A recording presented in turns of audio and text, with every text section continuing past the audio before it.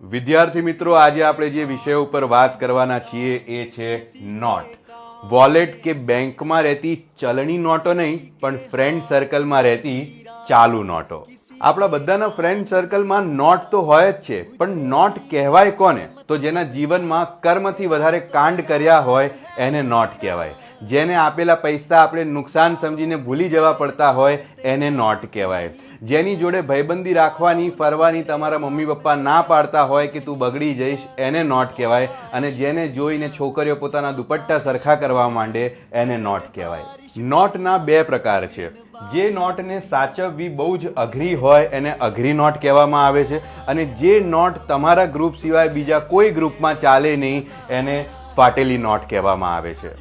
આ નોટો એક ગોળી પીવડાવવામાં ડોક્ટર કરતાં વધારે અને સ્કીમો આપવામાં રિયલ એસ્ટેટના બિલ્ડર કરતાં વધારે પણ નિષ્ણાંત હોય છે.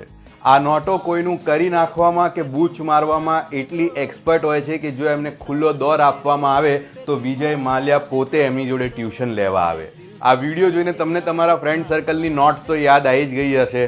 તો કહેવાય એને અઘરી નોટ, પણ એ ના હોય તો સતાવે એની ખોટ એવી નોટ જોડે આને જરૂરથી શેર કરો.